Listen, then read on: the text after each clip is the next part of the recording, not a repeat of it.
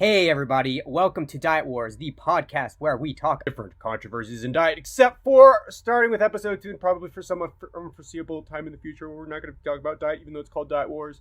One of the original ideas behind this podcast was potentially to have a whole podcast covering not just diet, but a lot of different issues. I believe in focusing on some things because I am so curious about a great deal, so I decided, for reasons of that, and also because Diet Wars is such an awesome name, and I was so excited to start a podcast called Diet Wars, I decided to go focus on diet in particular. However, since we're, as I said, talking about everything else, I was thinking we just need to rename the podcast something else. I needed to pass this idea by Avi.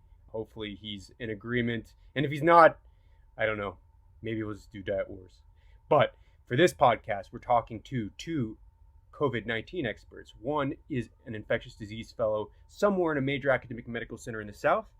The other is a hospitalist and a faculty member at a major academic medical center on the East Coast. They're going to go by two pseudonyms because, well, I'll talk about it in the podcast, but they're going to go by two pseudonyms, and they're going to be talking about a large number of different issues related to COVID-19. These are, in particular, what are the standard precautions for COVID-19? Masks. Are we currently not recommending them to the public in order to save them for healthcare workers, or are they effective or are they ineffective? And the reason we're not recommending them to the public is also because they're just not going to help. What about pregnant and elderly healthcare workers and biologics, healthcare workers with comorbid conditions? Should they opt out of treating patients with COVID-19?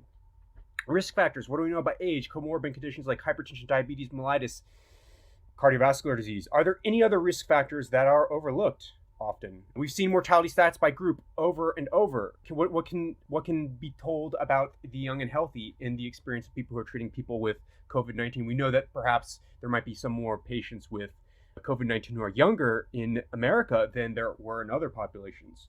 What do we know about that? Clinical presentation: fever, cough, sore throat, shortness of breath. Is there anything specific that stands out? Do cold symptoms lower clinical suspicion? Is there any heterogeneity in the COVID-19 symptoms? Labs.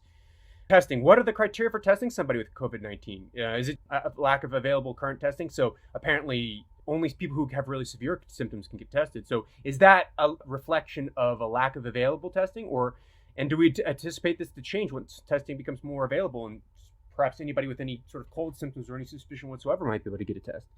What do we know about leukopenia and lymphopenia? Have we seen this in practice? Do people get leukopenia and lymphopenia in practice? And are there any other labs that stand out that might be able to tell us whether someone might have COVID-19 besides a COVID-19 specific lab test? Treatment. We've heard about chloroquine, hydroxychloroquine, azithromycin, remdesivir. What are the thoughts about these medications? What can we talk about the current state of science? We also have a Q&A session where we have about 10 different questions that we talk about. We talk about, what about NSAIDs? NSAIDs is something that people are saying may not be so great for COVID-19, and there seems to be some controversy with most or all of the major medical health organizations saying that NSAIDs are fine. Do we have an approximation of the distribution of cases that require hospitalization? What about the age, and do we see a difference from country to country? There is a paper that said 80% of patients for COVID-19 were between the age of 20 and 44. What about children? Are they safe from the illness? And what offers more protection? Why do children seem to be safe? Take on supplements like zinc, vitamin D, of course, vitamin C. Another question: are the draconian lockdowns a la China the only way to get through this? Is low or high ACE2 expression in different tissues associated with disease severity? Does COVID-19 lower T lymphocytes? Another question: do we have headway discovering the length of immunity that people get from exposure to COVID-19? How do we even find this out? How many undetected cases do we think there are? Obviously, there are many undetected cases, but what is the realistic range of possibilities? And we talk about several other things in the podcast as well. I do want to mention a caveat with this. I think we go about an hour and a half, but there's so much more to know about COVID-19, and we will continue to release podcasts and discussions about what is going on the ground, what scientists and experts think, and many of the other details that we were unable to cover in this podcast. But we think that this will offer a range of detail on a range of different topics at a substantial depth that listeners will appreciate. And now onto the podcast. So I'm joined here by Avi, as usual, and Mary and Tom. Mary and Tom are two doctors. Mary is an infectious disease fellow at a major academic medical center in the southern United States. And Tom is also a physician, a hospitalist at a major medical center on the East Coast, and he is a faculty member there. We are using the names Mary and Tom as pseudonyms in order to protect any potentially sensitive information. Certainly, HIPAA is not going to be violated during this discussion, but because of the sensitivity around the information on COVID-19 and the rapidly progressing policies at different hospitals about sharing any information about what is occurring at these different hospitals, we thought it would be better to take an abundance of caution approach and protect the identities of these two physicians as well as the hospitals at which they're attending. So none of the four of us are going to be discussing which institutions we're at. And we're just going to be sharing our experiences about what we're seeing on the ground and what we've read, what we understand from academic papers, and what we understand from our training about what is happening with this disease. As usual, you want to follow the official guidelines.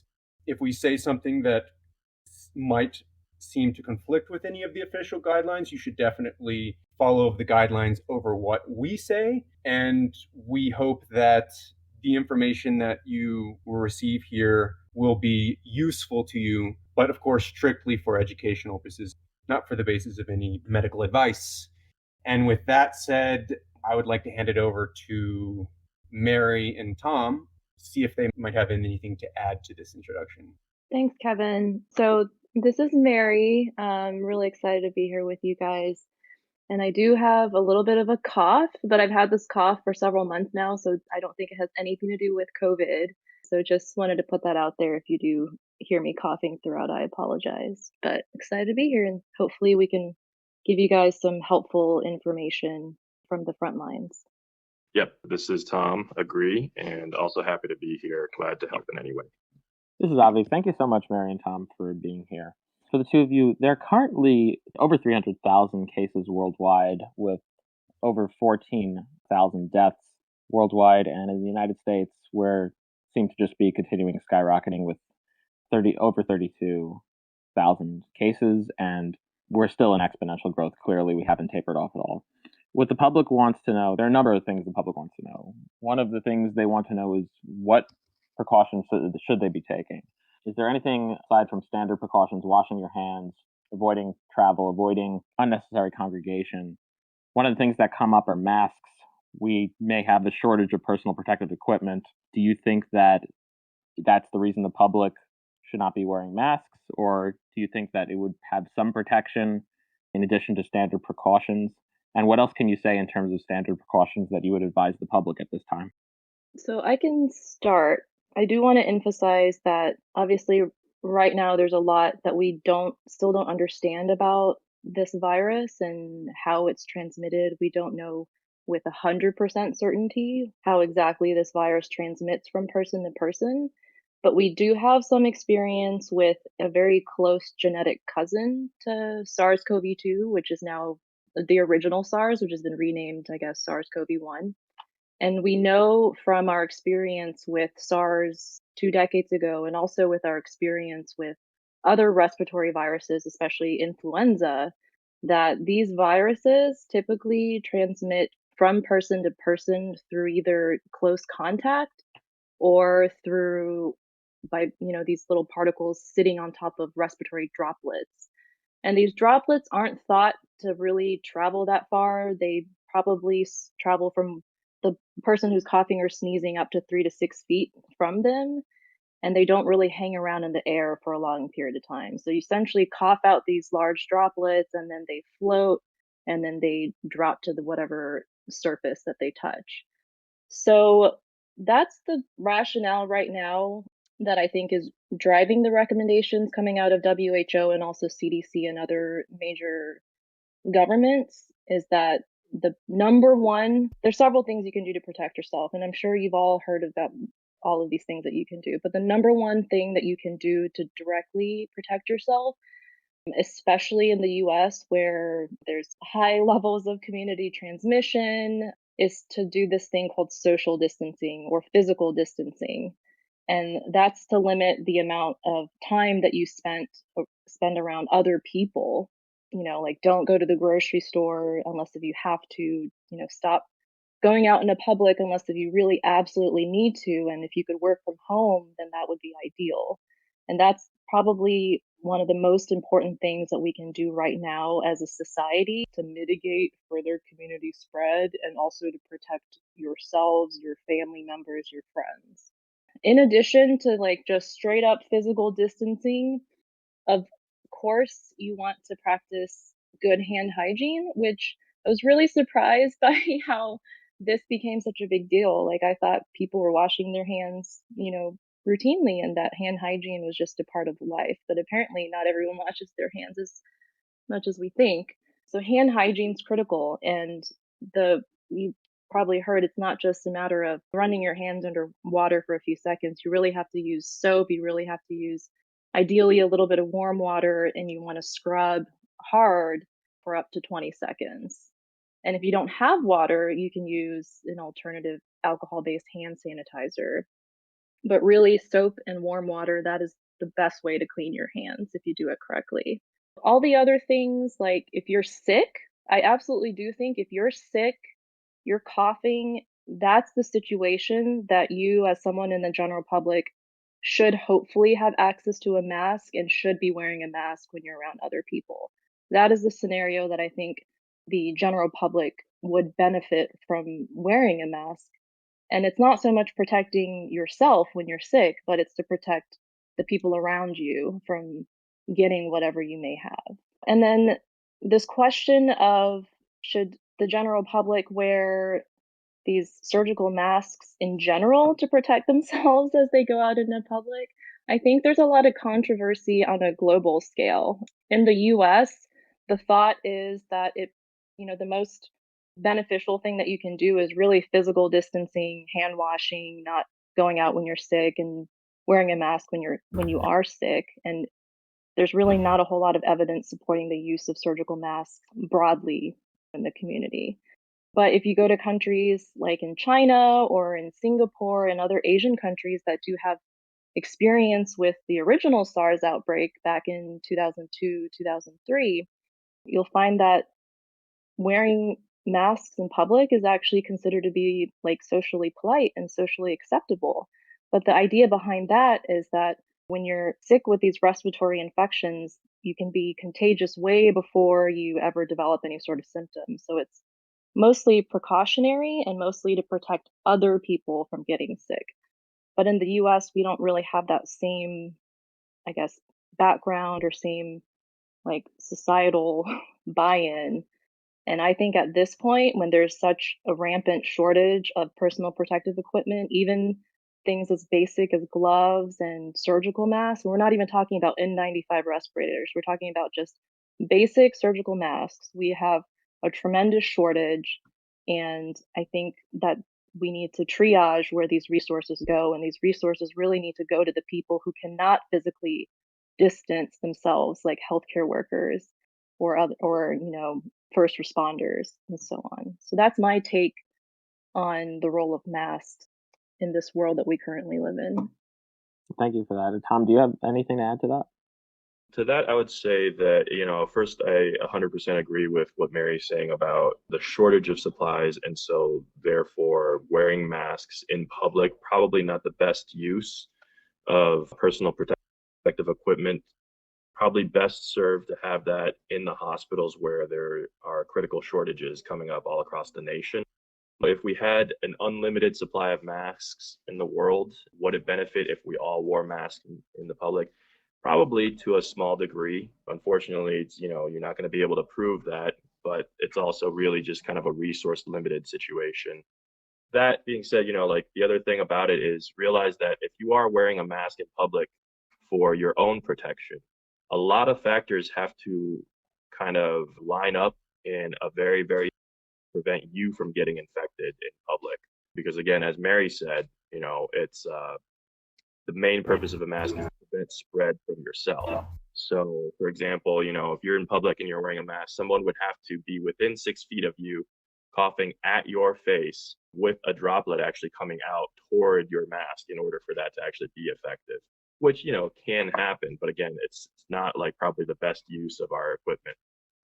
Thank you. We mentioned a little bit about healthcare workers and their personal protective equipment. Aside from personal protective equipment, are we setting any standards? Have you noticed any standards set for healthcare workers who have specific conditions, such as pregnant healthcare workers, elderly healthcare workers with comorbid conditions, healthcare workers on immunosuppressive therapies, and their potential for providing care for patients with SARS-CoV-2? Are any institutions, or are you aware of any recommendations for them to opt out of care? And if you could just speak a little bit about that. Yeah, so I can comment on that. At our institution specifically, we are discussing how to best approach that. The idea being that there are going to be certain doctors and certain nurses who are at higher risk for getting severely ill than others. And so we're trying to come up with the best sort of protocols to deal with this. Obviously, you're dealing with a finite sort of labor pool. And so if you take people away, you have to make sure that you have sufficient people to kind of take their place that are healthy enough to take that role. But my opinion on this is that I absolutely do think it is something that we should address and that needs to be addressed, and that we should try to protect our healthcare workers who are at high risk of getting severe illness if and when they are exposed. How we do that, I think, is going to vary from site to site. It's also going to vary based on hospital size, and also going to be variable based on how much staff and the type of staff that you have available. But absolutely, I think it's important to address. At our institution, we don't have any formal policies coming out of HR at any of the hospitals that I work at, but certain departments are already, they're essentially making a list of staff who are high risk or pregnant or so on. And right now, I think what they're looking for is they're looking for volunteers to kind of step up, and maybe trade out positions with some of the higher risk employees. I do think there's just so much that we don't know in terms of how COVID impacts especially pregnant women, and not so much, we know that like when pregnant women get the flu, they have a higher risk for severe morbidity and mortality, and it's just a more serious infection that you see in pregnant women, even in ones who are otherwise completely healthy. And it's because pregnancy itself is thought to be an immunosuppressing condition with all the hormonal changes that impact our immune system. So I think it would be totally reasonable, and we should push for this to protect our pregnant workforce. And there are still lots of other non-COVID related roles that these individuals can be shifted to. Like they can maybe be more focused on televisits through clinic or helping answer pages and so on. I don't see a need for us to put high risk employees on the front lines when we really have no idea what, especially outcomes in people like who are currently pregnant. I don't think it's worth that risk. There's a need for these employees elsewhere taking care of lower risk patients. So I would be more than happy to cover a coworker who's pregnant, or a coworker who has leukemia, or a coworker who's 80 years old, 90 years old, and high risk for poor outcomes. I would be more than happy to step in and cover for these individuals. But I think right now there's, like what Tom was saying, there's no official CDC guidance on this. There's no official governmental guidance, but institutions are definitely looking at it, and individuals within institutions are starting to step up. And I think that's the right thing to do. What I am starting to see is, and I think several institutions across the nation are doing this, they're starting to cohort all of their COVID patients together in a single unit, as well as the patients that come in that are still under investigation. That is the people that come in with a fever and cough and are getting tested for COVID, but are not confirmed or ruled out yet. But I think the idea being that you want to keep all these patients in a single unit so that you don't have to expose multiple staff if they're spread out across several different units. So that way you can have just a cluster of staff that are dedicated to a COVID unit, and then rotate them out and then have another group come in. And I think that's probably one of the best approaches that I'm seeing so far. Again, it's all stuff that's not necessarily under a national sort of guidance, because there is not a cohesive sort of national voice kind of coming out about this. But state to state and institution to institution, I think we're starting to see a lot of that. And I think that is the right approach. Actually, in my institution, I'm in work and research, and the IRB has actually just shut down all of the patient visits. We're trying to do things remotely as well, and the IRBs at other organizations haven't.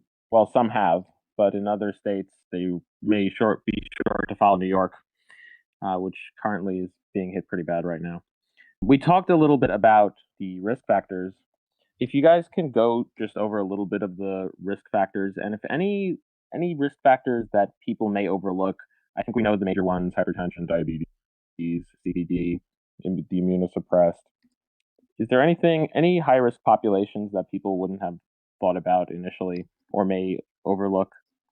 So Tom and I were talking about this earlier, and definitely the risk factors that you just mentioned are ones that we are all very well aware of. But one that I don't think we really talk about and really does concern us, especially as this virus moves throughout the US, is obesity. We know that we have a major obesity epidemic in the United States and throughout certain countries in the world, but certainly domestically. And, we know that patients who get influenza who are obese may have worse outcomes, have higher risk of mortality, and so on. And probably we'll start seeing that as well here for COVID. And outside of obesity being a risk factor for mortality directly related to COVID itself, but it also makes it more challenging with a lot of the care that we like life support care that we provide in the hospital. So mechanical ventilation becomes more challenging, and sometimes patients who have obesity have a more difficult time weaning off of ventilators. Even as they do recover, they might have a more difficult time coming off of a breathing machine. And then certainly some of the things that I worry about in infectious disease is understanding the optimal dosing of medications, which can vary based on your body composition, based on your weight, based on your organ function and clearance. So I don't think we've been talking about obesity as a risk factor probably as much as we should, because there are, I'm sure, a lot of people throughout the country who don't have necessarily diabetes or coronary disease or hypertension yet, but maybe are not at, a healthy weight, and that could potentially increase their risk for having severe disease from COVID. I don't know if Tom had anything else to add. Yeah, I completely agree with the obesity piece. And I think to that, I would add not necessarily a risk factor, but I think, one thing that we are starting to look at a lot more is the risk of co-infection or superimposed infections. So, for example, if you have the flu, I do think, your risk of getting a possible co-infection or superimposed infection later on with COVID, I think stands to reason that it probably elevates that risk. There are studies kind of ongoing taking a look at the potential for co-infections. And I think it's not clearly known yet, but I absolutely think, people who do have active infections with something that's not COVID should also be careful. To this whole kind of discussion about risk factors, I would also add that, when we talk about risk factors, what we're actually talking about is risk for mortality or risk for severe critical illness. These are the risk factors that put people give people a higher chance of becoming critically ill or a higher chance for dying. But as far as risk for contracting the disease, everybody is at risk. And so when we spoke about the overlooked risk factors, what about clinical presentations itself? I mean, we've all heard of the fever, the cough, the sore throat, and then shortness of breath.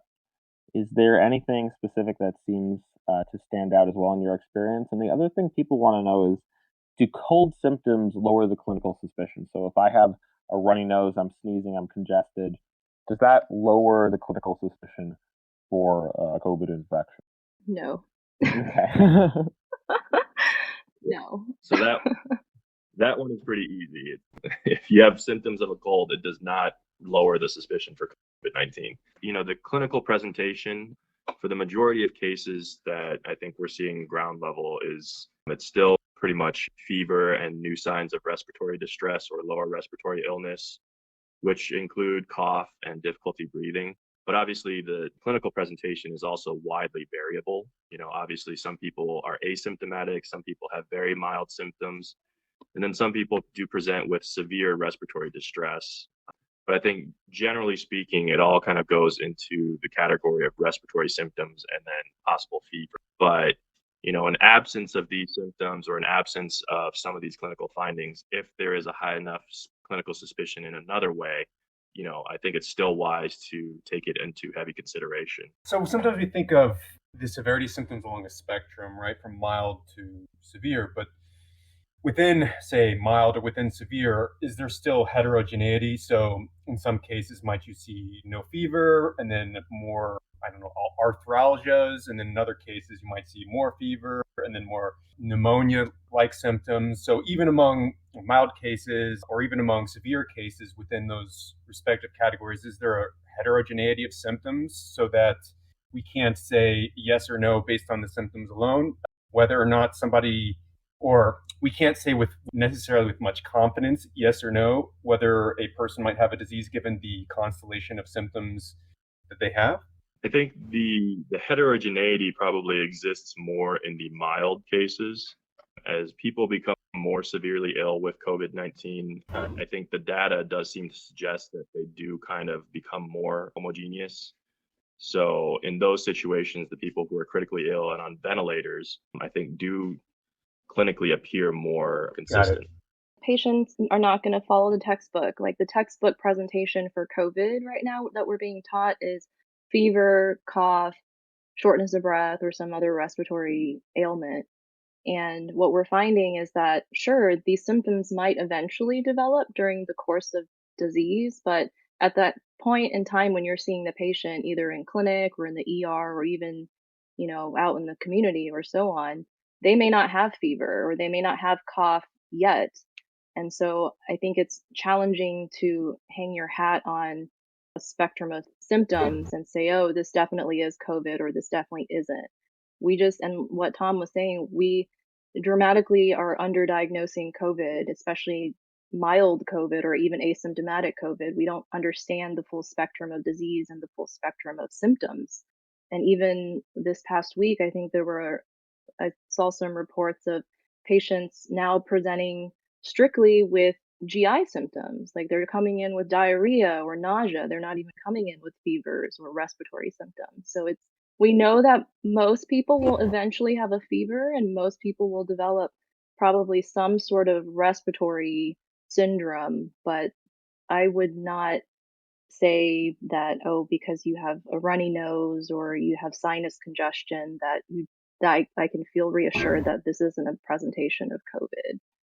And I think as we, go through the next few months and we get more experience and are able to test more patients, we'll maybe be able to understand the clinical syndrome and the clinical presentation a little bit better. Very accessible example and easy to understand one would be that patients with heart attacks don't always present with chest pain. So somebody that comes in with an acute MI, not all of them come in having chest pain. Some of them actually have abdominal pain. Some of them just feel nauseous. Some just feel sweaty. So it's widely variable for all sorts of diseases. But that's kind of an easy to understand example there. Right, that's a good analogy. It puts it together. Anything on testing for COVID, for SARS-CoV-2? Have your institutions made any? Well, I shouldn't ask about the institutions, but have you seen any policies of what criteria is met for testing? What if patients want to know, what do I need to have such that I should go out to get tested for COVID? What needs to be there in order for that to happen? So as of now, I think most institutions are starting to head more towards a more broad criteria, and that is, fever plus signs or symptoms of lower respiratory illness place you in the suspicious category. That being said, not everyone in that category is going to get tested because of lack of resources. So usually what happens is there has to be some sort of like an additional reason for testing. For example, if you are symptomatic to the extent where you need hospitalization, then those people get tested. If you are potentially like a healthcare worker that needs to know if you're positive or not in order to return to work, then yes, you could get tested. And then there are other sort of graded criteria as well.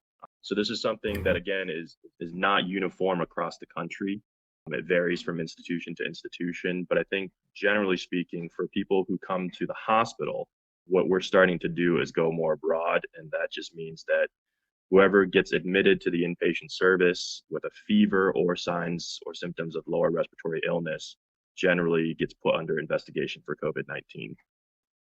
I work at a few institutions, and every institution seems to be kind of trying to do the best that they can with their individual resources. And I think that if we were like South Korea or a country that's really ramped up testing on a more rapid basis than what we have currently done. I think if tests were widely available and we had fast turnaround times and it was free for everyone, that yeah, we should be testing more patients. But because there's such limited access to tests, even to this day, like the first case of COVID in the US was 3 months ago, and even now we're still having a difficult time testing broadly. And so we have to decide, well, whose clinical management and impact will we be able to actually impact with a positive test? And so those are the patients who get admitted to the hospital. They get admitted, they get put on under isolation, and then the question remains, how long do they need to be on isolation for? And so if we can test these patients and we can say definitively they don't have COVID or they do have COVID, then we can make clinical decisions based off of that and also help protect our PPE resource. And then the healthcare workers who get exposures and then get sick, those are also the individuals that tend to not have as hard of a time getting access to tests. But it's definitely still a problem having, the people who really need to be tested getting access to tests and also having these tests come back in like a clinical meaningful timeline. Like sometimes it can take up to a week before you get the results. And a lot happens within that week with a patient. So I do hope that as a my state and also as a country that we will quickly be able to ramp up testing over the next few weeks. And but right now, like if you are someone who maybe has a little bit of a cough, but you're not that sick and you're doing okay, then the recommendation is for you to probably just stay home and isolate and take care of yourself and not go out in the public or be around other people. But the likelihood, at least where I'm at, of you, someone who's doing fine in the community, of getting a test for COVID right now is very, very, very low. And I don't know if that's how it is up where you are, Tom, but unless if you're sick coming into the hospital or one of these frontline workers needing to get back to work, we really are not able to scale up testing to the general public at this point. That is what I'm seeing. And I think, just to clarify, when I said earlier, fever or signs of lower respiratory illness are enough to kind of create the criteria for when we pull the trigger to test. That's strictly for an inpatient setting, very different from an outpatient setting. So if you are an outpatient and you have fever and cough or, lower respiratory symptoms, most of them are not able to get tested because, we're trying to reserve most of it for the inpatient side, for the hospitals. So there are algorithms and protocols that exist for the outpatient setting. And I think they're trying to target the people that are higher risk in the outpatient setting, meaning the elderly patients, patients with underlying lung disease, lung comorbidities, diabetes, etc. But the majority of the testing, as far as what I'm seeing in our region, is mostly still being done inpatient. So we spoke a little bit about, to Mary's point, spoke about the turnover time of the tests themselves. And some tests come back quicker than others, but we still have tests, obviously, that are taking a week or so to come back. In the meantime, there are other labs that do come back. And one of the things we've heard about is you get a CBC and you see the leukopenia, lymphopenia. Are there any labs like that in the meantime that come back before the test turns around that would change your clinical suspicion one way or another? So I think, as far as clinical suspicion, I think you should have a high clinical suspicion based on symptom presentation, clinical presentation alone. I think, there's no way.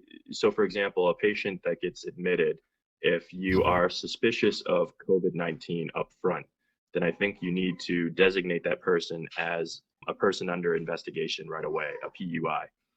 Then they'll undergo, the rule out process where they send out the samples and then you get COVID-19 tested and see if it comes back negative or positive. Sometimes you might even end up discharging those patients before the test comes back, and that's fine too. As far as the other lab markers that you're talking about, and those include things that were studied in China, those are things like a D dimer, procalcitonin, LDH, and lymphopenia or leukopenia. Those are things that were suggestive of being higher predictors of mortality. In other words, just, when they compared survivors and non-survivors, or when they compared patients in the ICU with high levels versus low levels, high levels correlated with poor survival. And so that's kind of how that data becomes more relevant. Less so in a situation where you can say if they have a low D dimer or a normal white count or a low LDH, they probably don't have COVID-19. Probably can't use that data in that way. Gotcha. Oh, and we just going on to treatment a little bit. So we obviously don't have a proven treatment now for COVID, but we have certain candidates, as everyone knows, that are starting to pop up. We've seen chloroquine, hydroxychloroquine plus azithromycin, remdesivir.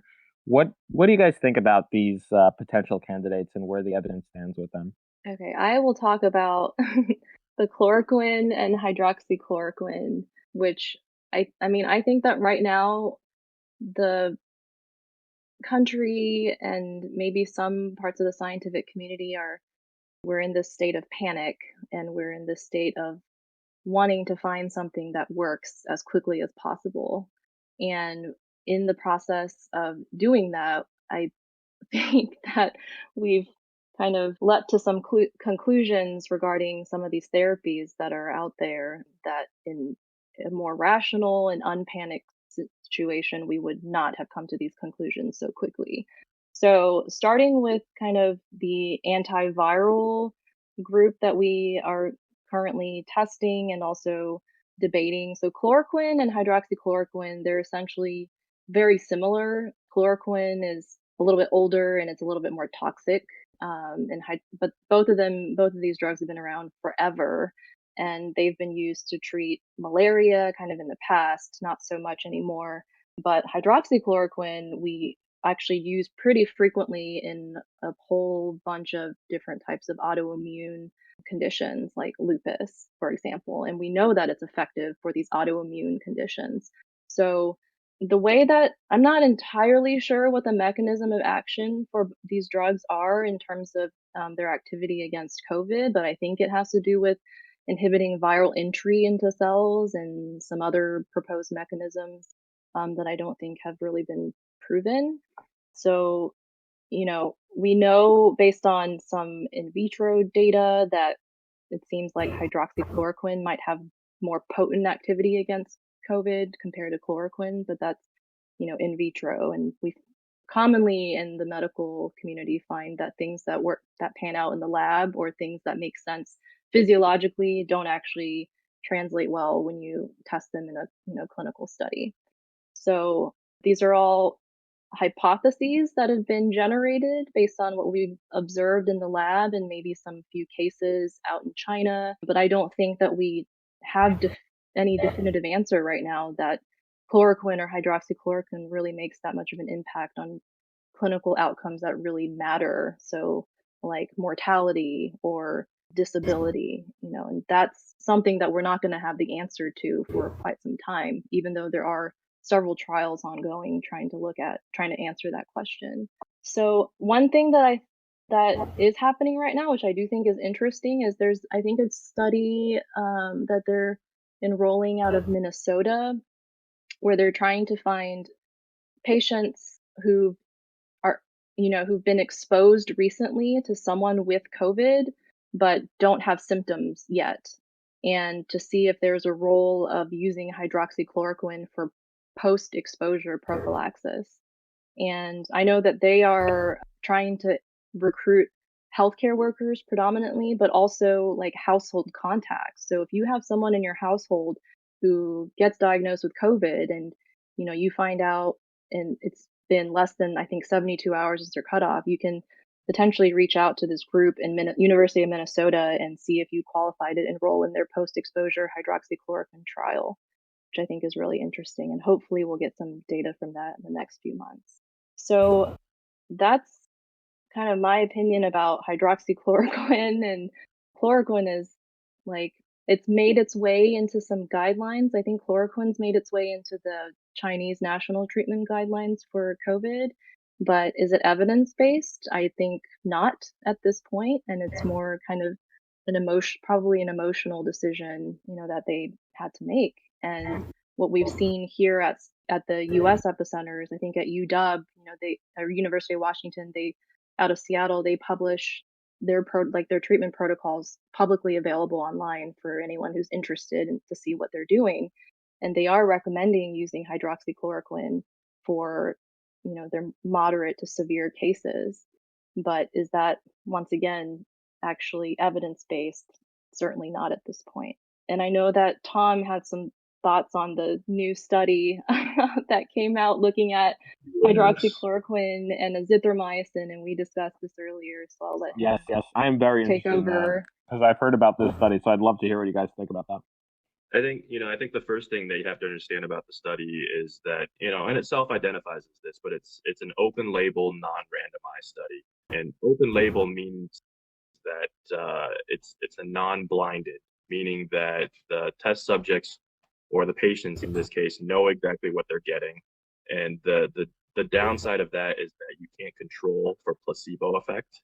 And then the non-randomized aspect is that you don't know if your study results are, you don't know if you are getting the results that you want to get simply because of the way that you've designed your study.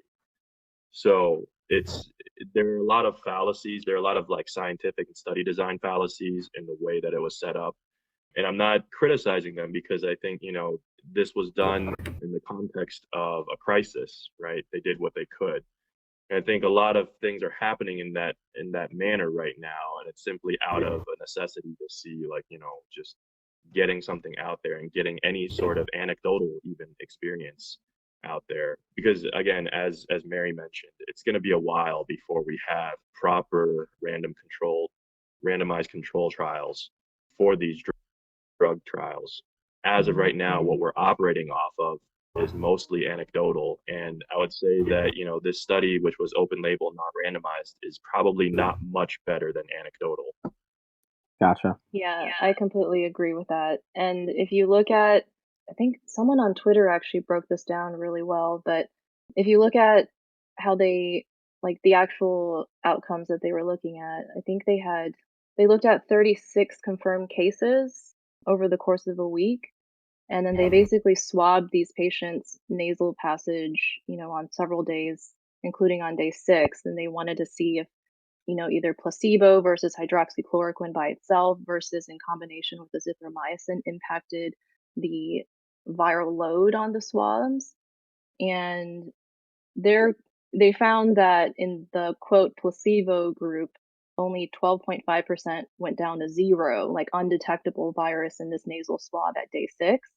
But then I think in the hydroxychloroquine group, it was like somewhere between 50% for the mono versus 70% if you combine the mono plus the azithromycin group. And so based off of that alone, that's where all of this excitement about using this combination regimen for, kind of desperately so for treating COVID.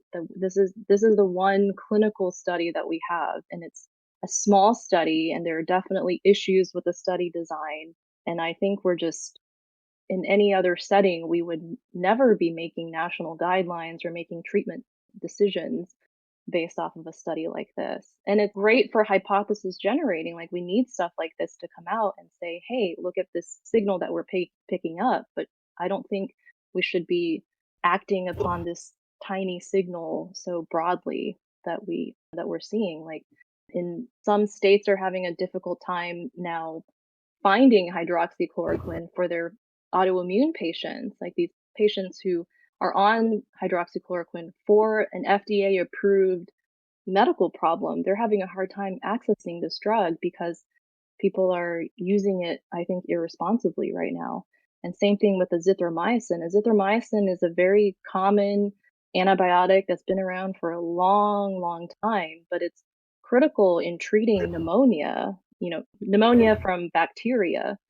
And it's a medication that isn't without side effects too. That's something that we forget. Azithromycin and chloroquine both have cardiac toxicity, and hydroxychloroquine does too to a certain extent. And hydroxychloroquine can cause irreversible blindness, generally with, a more prolonged course, but it's not these aren't completely benign interventions either for either the person getting the drug or the people who actually need the drug but are having problems getting access now.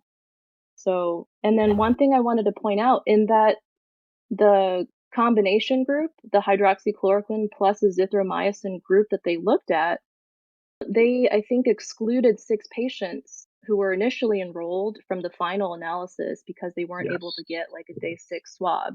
And then if you look specifically at what happened to some of these patients that were eliminated from the final analysis, 3 of them went to the ICU and 1 of them actually died. And at the time of death, that patient had a negative swab. So what does a negative swab even really mean? Like, can we correlate having a negative swab to, okay, you're going to be fine?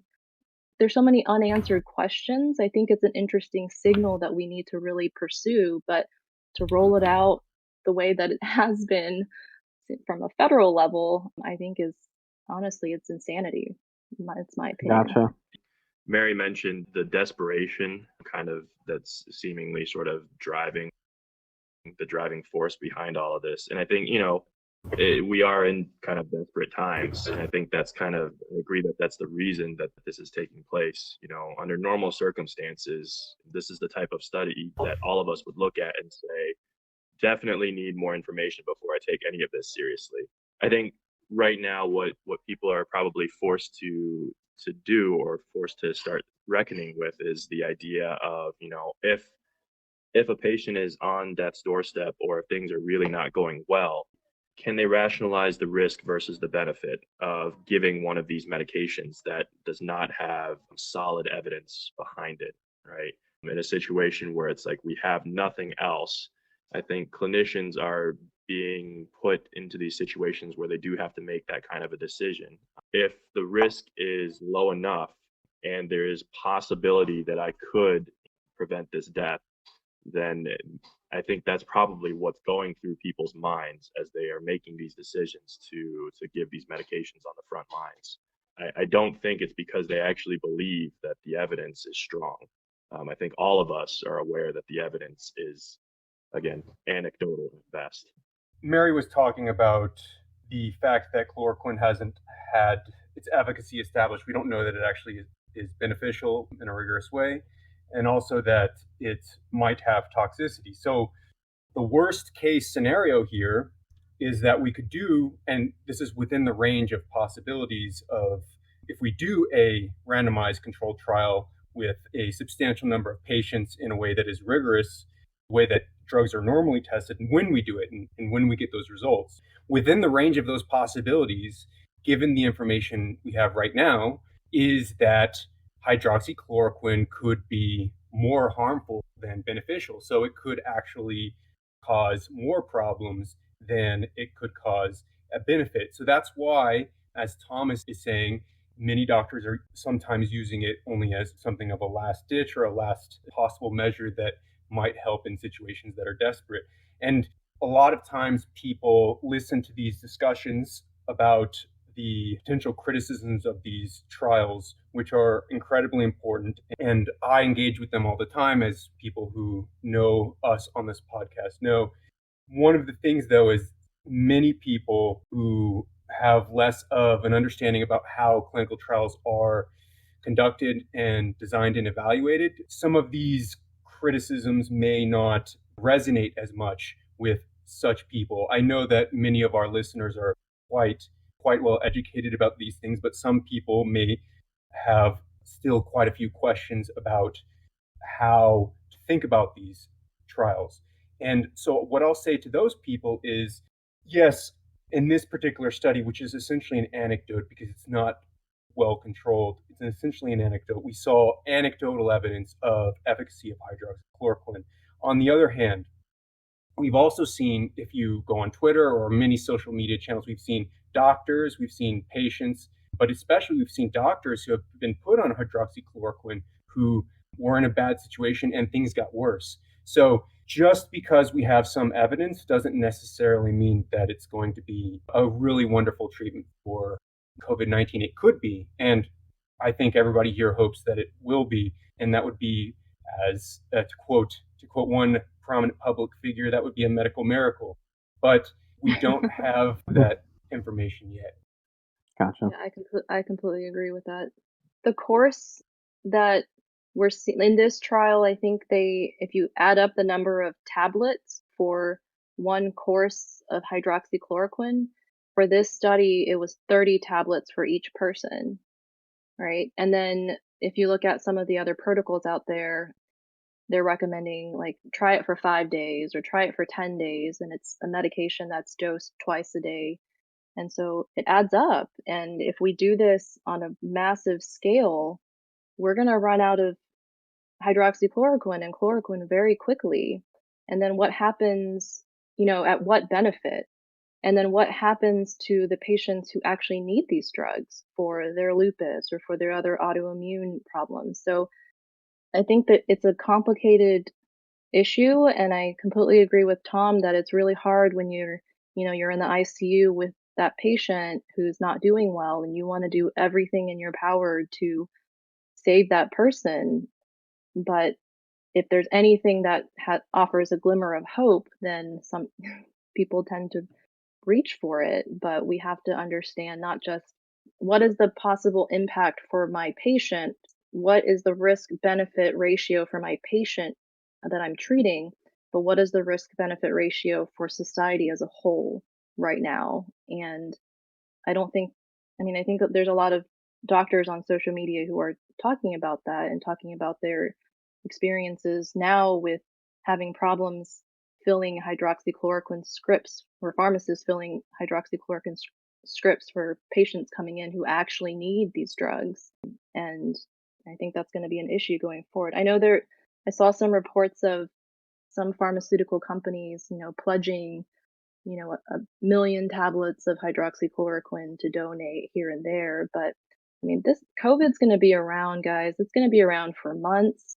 In the United States, it's going to be around for even longer throughout the world. We don't know if it's going to be one of these seasonal viruses.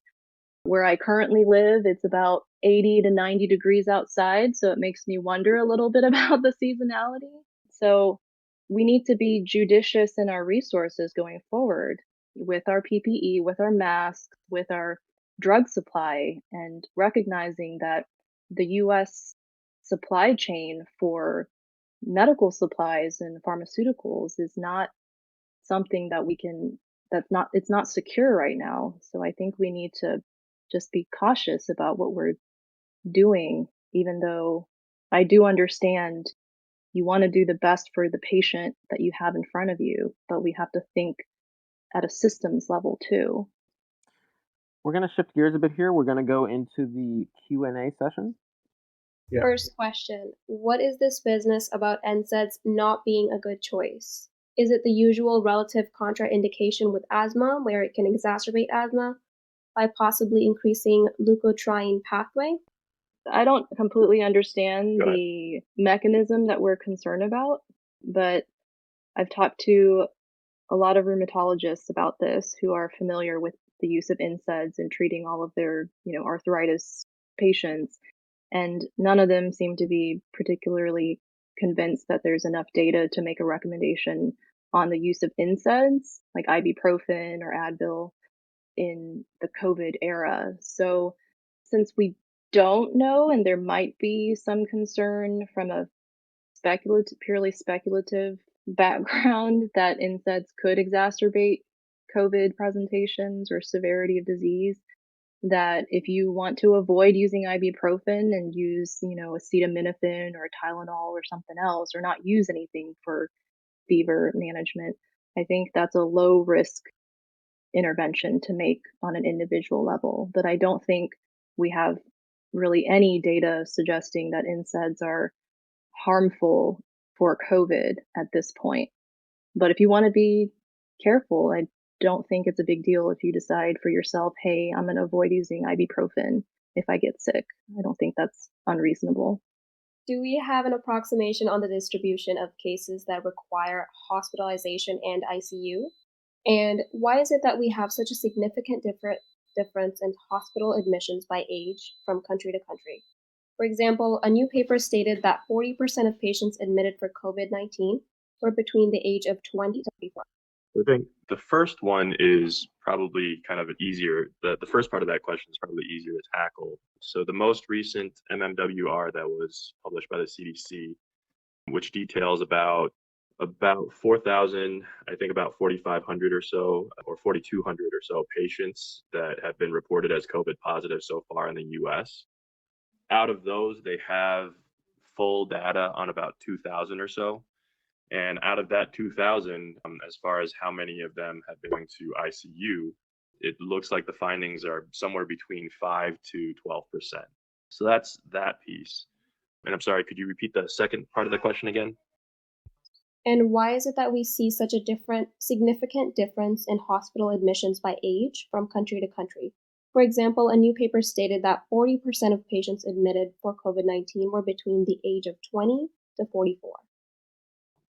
Yeah, I think that's probably a more challenging question in that, comparisons between countries. So the big issue is that, while we take a lot of the data from China and Italy, the thing we have to remember is that we can't necessarily generalize all that data to our own country. Whatever happens in China is not going to be an exact replica of how patients in the US respond. Or, same with Italy. These are people who have different genetics, who have different percentages of various comorbidities, who also have different diets even and different exposures. And so the actual proportion of people who are in different age groups admitted to the hospitals might vary substantially just based on that alone. And then I think the other piece of this is that, this probably also has to do with testing. If we were at 100% test capacity, then our numbers might actually mimic other countries a little bit more closely. But the truth of the matter is that we're not. So our numbers are probably just going to look different for a while. I don't know if Mary has any other thoughts on that. Yeah, no, I agree. I don't know what study that was specifically looking at was it 20 to 40-year-olds who were admitted to the hospital? That might have actually been the CDC NMWR report that you were just talking about, Tom. But in the United States, it seems like at least this early cohort of patients that we've looked at over the course, I think since between January and mid-March, it seems like 20% of the patients who were admitted to the hospital or something like that ended up being in a younger group. And by younger, I mean relatively so kind of within the 20 to 45 age range versus the older groups. And that probably is mostly just driven by the fact that we are grossly under testing and unable to even correctly diagnose COVID cases in patients who were admitted to the hospital. I mean, testing was so limited in the month of February and January that even if you had a patient in the hospital with unexplained pneumonia, if they didn't have that strict travel criteria of having been to this part of China or having been to, this other part of the country or this other part of the world, no matter how sick they were, they weren't eligible for a test. Like this was even back in, I think, mid to late February when I was on service at one of the institutions around here. It's hard to speculate why there's that discrepancy, but I think as we move forward, we're going to start even I think in the past week or so, I saw several reports of young people being admitted with severe COVID and, patients who didn't have any significant comorbidities. So there's so much that we still have to learn. I don't think that I can really explain away why there's a difference among countries at this point. And then obviously, like, access to healthcare is going to determine like how adequate your access to healthcare and resources are. That'll also have an impact on your outcomes on a population level. I can take a stab at this.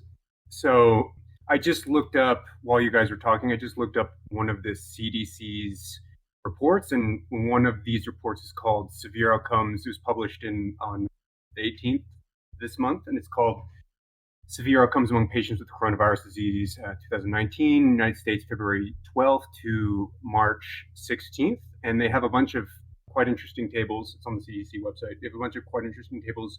One of them is, I think, they only have one table and they have two other figures. In that one table, they show that of people who are aged 20 to 44 years old who have gotten a diagnosis, between 14 and 21% are hospitalized. And so, to be clear, it's not that 40%, I'm not implying that. The question didn't ask or suggest that 40% of people who are this age are admitted. It suggested that 40% of all patients are of this age that are admitted. So, but that's still pretty high. It's about a 1 in 5, up to a 1 in 5 chance. That said, the reason that 40% figure might be the case is, I think this is a plausible factor. It's a likely factor that explains for at least part of that, is that the age distribution of America compared to Italy is substantially different. So there's a lot more older people in Italy, whereas our population pyramid or age pyramid has a higher number of people who are much younger. So just by virtue of that, just by virtue of having a lot more younger people, we're going to have a higher percentage of total number of hospitalizations among people who are younger, just because there's more younger people. So that would be my stab at that question. Yeah, I think, still probably the number one question to answer about that question is that a real signal, as Mary and I think have been discussing. But then I think the other thought that I'm having now is that if that signal is indeed real, is social distancing among different age groups playing a factor? So are younger people doing a poorer job of social distancing and therefore contracting more of the illness right now? I think that is also a plausible explanation, if that signal is real. The next question, are children safe from the illness, and what seems to offer them more protection? I think that's an interesting question, and what we're learning right now is that kids who get COVID tend to have a more mild clinical course, and they're not the ones who are getting super sick and needing to be admitted to the hospital and intubated on ventilators and so on. And we're talking about kids who are otherwise generally very healthy, not kids with, significant comorbidities like type 1 diabetes or leukemia. I think those kids are definitely still at high risk for severe disease and poor outcomes. But for your average healthy toddler or preteen, I think it's been remarkable that we haven't seen that many severe cases, even in China and in Italy, throughout the world, and even here in the US. And what protects them is something that we don't know. We don't know what the answer is to that second half of the question. We don't know what it is about kids that seems to protect them against developing severe disease, but that's something that's being looked into. I don't have any guesses as to why they seem to be more protected. But it's a fortunate thing that we've encountered so far with COVID.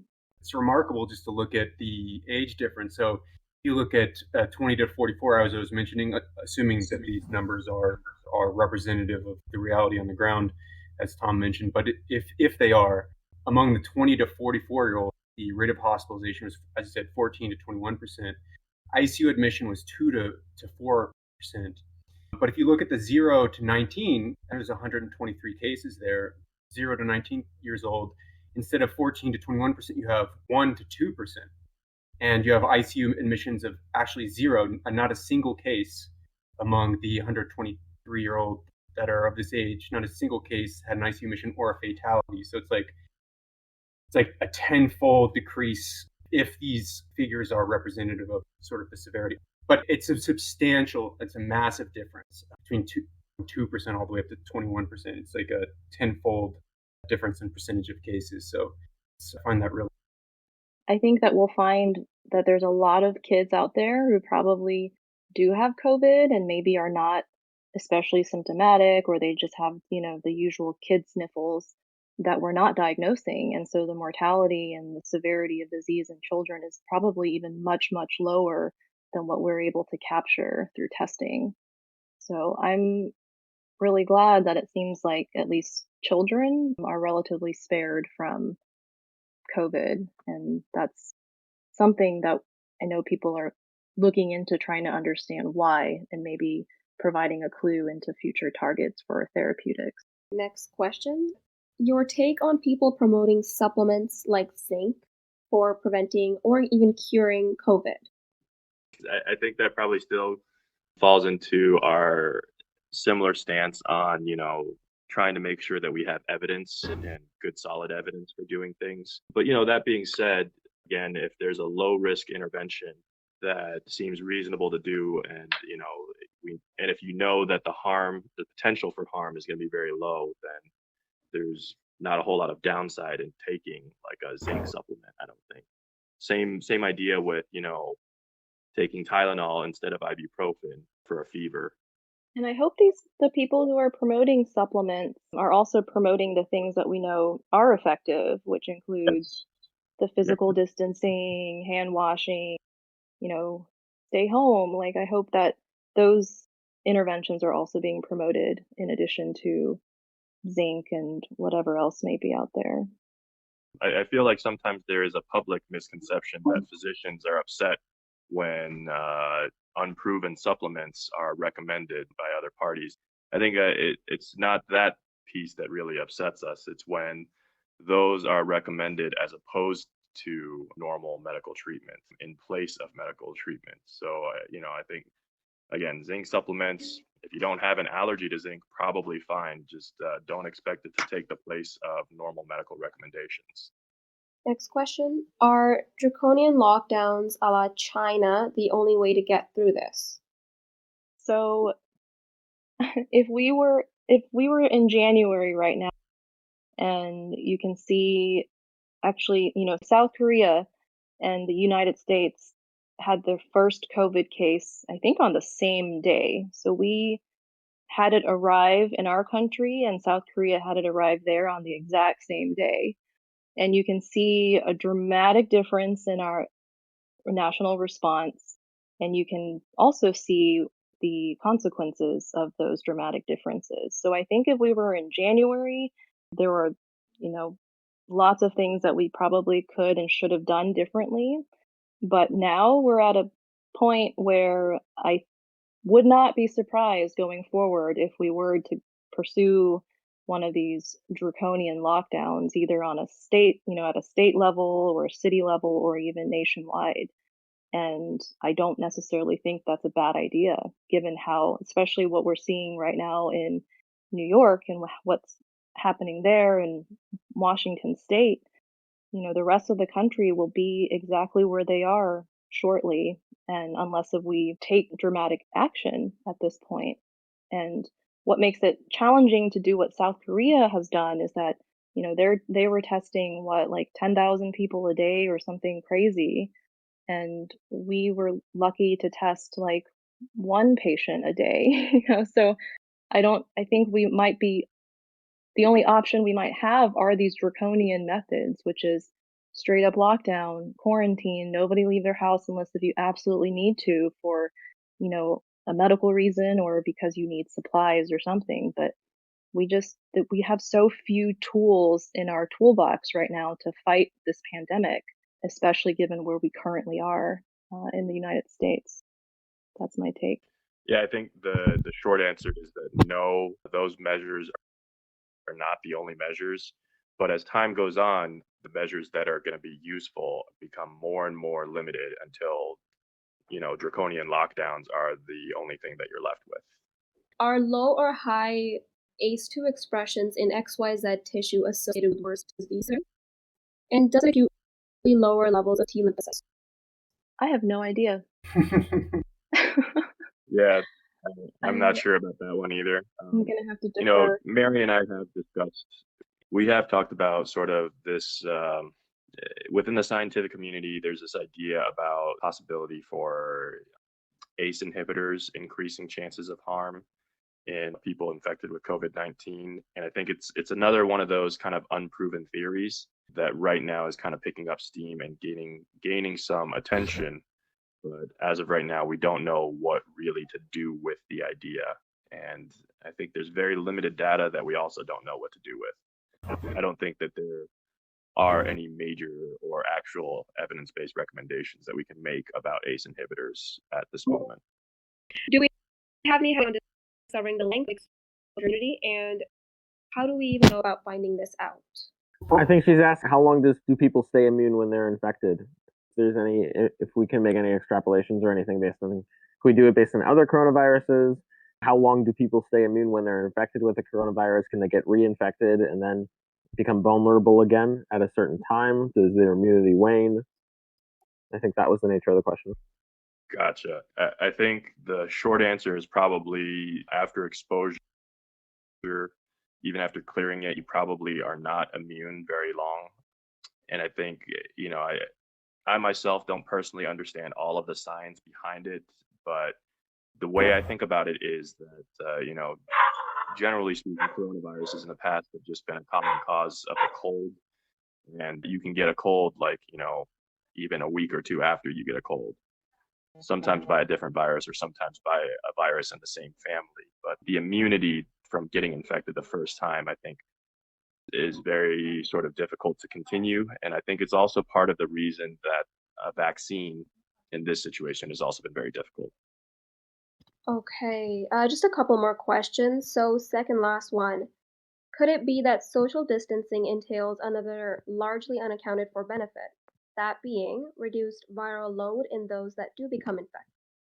I'm sorry, was the question that social distancing decreases the viral load in those already affected? Yeah. Oh, I'm not sure how it would do that. Let's move on to the next question. No problem. How many undetected cases do you think there are? Obviously, there are many undetected cases, but what is a realistic range of possibilities? Excellent question. Yeah, it's a good question. If you find someone who knows that answer, could you have them call us?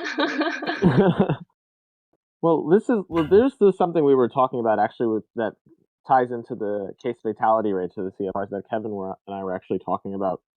So we hear this idea that the CFRs are over-exaggerated or overestimated, the mortality rates are overestimated, and we ask why, and they say, well, because there's a lot of people, not just asymptomatic, but people who aren't tested. And of the untested population, if they were tested, you would increase the cases and the deaths would stay the same. And so we are overestimating the case fatality rate. And then my retort to this has always been the speculation for the bias, the direction of the bias for the untested can just as easily, there are certain biases that go toward that, but there are certain biases that go the other way. For example, of the untested population, certain biases go toward that we are underestimating, not overestimating. For example, you have people who die before they can get tested. You have people who go to an emergency room and they die because they just don't have a shortage of tests. And so the cause of death just gets chalked up to ARDS, to pneumonia, even if there would be a clinical suspicion of COVID-19. And so my take right now is I don't see why of the people who are untested, I don't see why there would be any bias that we would conclude one wins out over the other. So of the untested bias, I don't see why we could conclude that we would be overestimating any more than we're underestimating. Yeah, so to ask a question on that, because I like Avi's idea, and I was actually promoting it at the beginning, and then I just started, because I'm always asking questions about everything. So one question I have is, do you guys see cases where you think it could be COVID-19, but they die before they get tested? Is that happening a lot, or are there cases that people are aware of that might have happened? So, from the inpatient side, generally speaking, no, we don't really see cases that die too quickly because in the event of any sort of suspicion for COVID-19, the testing happens usually immediately in the emergency room before they're even admitted. So the sample gets sent out. Now, that being said, the patient could, in theory, die before the sample comes back. Or they could be tested get a false negative, which is not Yeah. incredibly uncommon, right? Yeah, exactly. Then it would Yeah. just be the people who are dying on their en route to the hospital, and they presumably they wouldn't get tested for COVID. We're not testing dead people who arrive before they get to who die en route to the emergency room or before they can get emergency services. Presumably, Or people who just have 19 who get a false Correct. negative and then they die. Yeah, so that could be true. Yeah, and COVID-19 is not something that is a fast killer. Generally speaking, infectious diseases that kill things fast would not result in a global pandemic of this proportion. For example, Ebola is something that kills very fast, and it kills people too quickly to spread it very far. I will say, with regards to the mortality rate, though, I'll say this because I think this piece is important. The mortality rate, whether it's 2% or 3% or even higher, I think is something that we are focusing maybe a little bit too much on, I think, nationwide. The numbers definitely are, higher than the mortality rate for flu, but the real thing that is concerning is how fast and how much comes in all at once. So, for example, the mortality rate of this is much lower than the mortality rate of, car accidents in a year. More people are probably going to die of a motor vehicle collision in this year than will die of COVID-19. But if you took all of the people who are going to die of motor vehicle accidents in a single year and brought them all to the hospital in a period of a few months, then you would have a real problem. And that's really what the problem of COVID-19 is. Absolutely. That's such a beautiful way of putting it. That was a wonderful session with you two. Does anybody else have any other comments before we wrap this up? Okay. Well, fantastic. I felt like that was a pretty amazing discussion that we had there. And I want to thank the two of you for the time that you spent looking at the questions that we sent you and thinking about them. And of course, for doing the service that you have done and will be doing in the coming months to help people who are becoming infected with this terrible disease. Yeah, just reiterate. Thank you so much for your time. Thanks for doing this. Thanks for putting this together, and hopefully it gives the public better information than what's currently been going on. Yeah, thank you guys for Yeah, having thank you us so much. on.